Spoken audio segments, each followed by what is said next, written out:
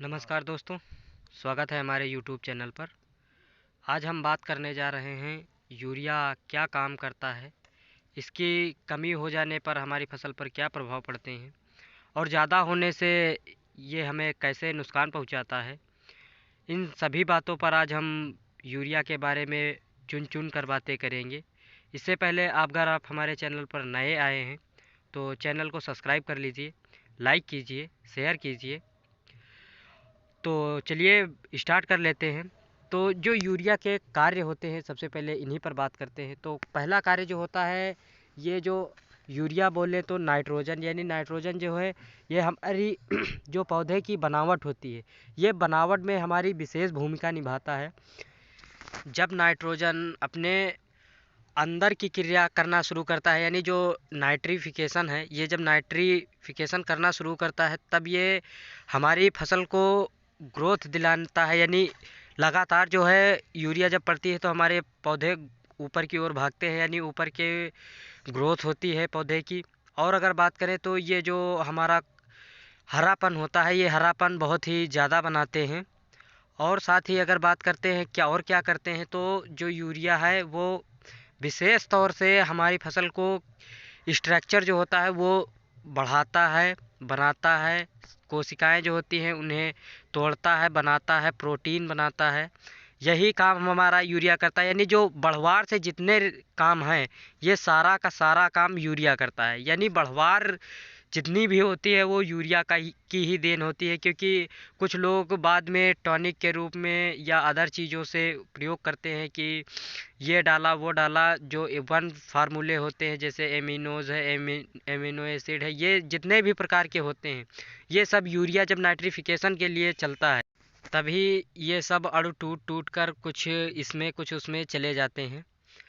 और अगर हम अब इसके कम होने पर इसके क्या लक्षण होते हैं, क्या हानियाँ होती हैं, अगर इसके बारे में मोटा मोटा बात करते हैं तो मोटा मोटा ये समझ लीजिए कि जब ये कम पड़ेगा तो हमारी फसल जो है वो समय से पहले पक जाती है, पौधे छोटे रह जाते हैं। और जब पौधे छोटे होंगे तो आप समझ सकते हैं कि उत्पादन घटेगा। यानी जैसे ही पौधे छोटे रह जाएंगे उत्पादन घटेगा, समय से पहले पौधे मैच्योर हो जाएंगे, यानी पकने की अवस्था पर आ जाएंगे। और कुछ छोटी छोटी हानियाँ होती हैं इसी प्रकार। कीड़े मकोड़े जो होते हैं, रोग प्रतिरोधक क्षमता जो होती है, ये सब घट जाते हैं, जिससे हमारे कीट बहुत ज़्यादा पनपते हैं। और अगर अब हम इसके ज़्यादा होने पर बात करते हैं, क्योंकि यूरिया आजकल आमतौर से जहाँ 10 किलो की ज़रूरत है वहाँ 50 किलो 60 किलो ऐसे कट्टा फेंके जाते हैं, जैसे मानो कि कुछ खाद डाली जा रही है। यानी जो हमारी खादें होती हैं जो हमारे खेत को नुकसान नहीं पहुंचाती हैं, बल्कि ये एक प्रकार का उर्वरक होता है। उर्वरक जैसे ही नाइट्रोजन जाती है हमारे खेत में, पौधे की ग्रोथ बढ़नी शुरू हो जाती है। यूरिया तो इस प्रकार हमारे खेतों पर पड़ती है जैसे मानो कि ये अंबार लगी हो, घर पर ही बनती हो। क्योंकि 280 270 ऐसे बोरी मिल जाती है, लेकर गए 1 बीघे खेत में 1 बोरी पेल दिए।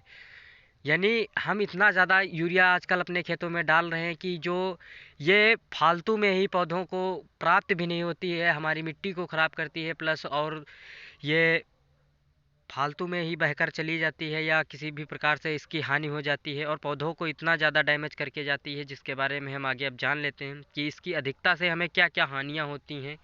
और लाभ तो कोई होता नहीं है ज़्यादा हो जाने से, क्योंकि भाई जब खाना हम खा रहे हैं अगर हमारी थाली में ज़्यादा है तो भाई धीरे धीरे ज़्यादा होता जाएगा, तो एक दिन हमें कुछ ना कुछ तो नुकसान पहुंचाना ही है। तो इसी प्रकार भाई ज़्यादा खा रहे हैं तो ऑटोमेटिक नुकसान होना ही होना है। तो वैसे पौधों को भी नुकसान होता है, हमारी फसल को भी नुकसान होता है। तो हम इसके अब होने ज़्यादा होने पर बात कर लेते हैं। तो ये जब ज़्यादा हो जाता है तो हमारा पौधा बहुत ज़्यादा ग्रोथ दे देता है, जिसके कारण हमारे पौधे के जो तने होते हैं, वो तना कमज़ोर हो जाता है।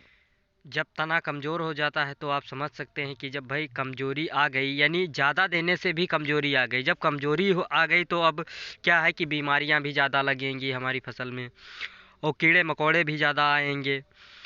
और ये मेन बात ये है कि ये जैसे ही ज़्यादा हो जाती है तो हमारी जो पकने की समय अवधि होती है, समय अवधि बढ़ जाती है। यानी अगर हमारी फसल 90 दिन में पककर तैयार हो रही है तो वो लगभग 95 या 100 दिन में जाएगी। यानी एक्स्ट्रा खेत भी हमारा कुछ दिनों के लिए फंस जाता है और उत्पादन भी घट जाता है। और अगर कुछ विशेष फसलों की बात करें जिनमें शर्करा होती है, तो जिनमें मिठास पाई जाती है, जैसे गन्ने की बात हम अगर कर लेते हैं तो गन्ने में ये जब हमारी यूरिया ज़्यादा हो जाती है तो बहुत सारी हानियाँ पहुंचाती है। ये जो शर्करा होती है जिसके कारण हमें शक्कर प्राप्त होती है, इस शक्कर का लेवल भी घट जाता है, गन्ने की मिठास ख़त्म हो जाती है। और ये जो ज़्यादा हो जाने से पौधे में काफ़ी ज़्यादा हरापन आ जाता है। बहुत ज़्यादा हरापन आने से पौधे में बहुत सी और हानियाँ होती हैं, क्योंकि ये हरापन आता है तो ये क्लोरोफिल ही होता है, और क्लोरोफिल आप समझते हैं बेहतर कि क्या क्या हमें हानियाँ दे सकता है ज़्यादा होने पर। तो यूरिया का प्रयोग अपने आवश्यकता के ही हिसाब से करें। और अगर हम बात करें कि और हमारी ये फसल कटने के बाद ये हमें कैसे नुकसान पहुंचाती है यूरिया, तो आप कुल मिलाकर समझ लीजिए कि जैसे ही हमारा फसल अनाज हमारा तैयार होता है, इसके बाद जो हमारी स्टोरेज क्षमता होती है उसकी, जैसे फसल जो हम अपना अनाज रखते हैं तो उस अनाज में भी जो कीड़े मकोड़े या भखुर जाने का डर बना रहता है, ये सारी चीज़ें यूरिया ज़्यादा करने से होता है। और आप समझ ही रहे हैं कि यूरिया कितनी ज़्यादा आज मात्रा में हमारी पड़ रही है, लागत भी बढ़ रही है। तो अगर हम अपने हिसाब से यूरिया देते हैं, जितनी आवश्यकता है पौधों को अगर उतना देंगे तो क्या प्रभाव पड़ेगा, आप खुद सोचिए एक बार कि भाई हमारी लागत भी घटेगी। अब बात आती है कि भाई लागत, तो लागत आदमी क्या सोचता है, चलिए 270 या 280 रुपये की यूरिया है, लाकर डाल देते हैं। तो ऐसा ना करें, क्योंकि इससे हमारी फसल को भी नुकसान पहुंचता है, ज़मीन को भी नुकसान पहुंचता है। जितनी आवश्यकता हो उतना ही दें, क्योंकि एक कहावत कही जाती है कि उतना ही लें थाली में, व्यर्थ न जाए नाली में। ऐसा ही अगर हम अपने खेतों पर लागू कर दें, क्योंकि जितनी आवश्यकता है अगर हम उतना देते हैं तो बहुत ही बेहतर होगा, उत्पादन भी बढ़ेगा और जो लागत है वो लागत भी कम आएगी। हमारी फसल में काम भी हमें कम करने पड़ेंगे, जैसे कीड़ों की रखवाली करना या उन्हें दवाई देना, ये अदर जो काम होते हैं, इन कामों से भी हमें बहुत ज़्यादा छुटकारा मिलेगा। तो इसी के साथ हम अपना वीडियो समाप्त करते हैं, मिलते हैं नेक्स्ट वीडियो में। अब नेक्स्ट वीडियो जो होगा वो हम बात करेंगे डीएपी के ऊपर। तो इसी के साथ हम अपना वीडियो समाप्त कर देते हैं, मिलते हैं नेक्स्ट वीडियो में, तब तक के लिए धन्यवाद।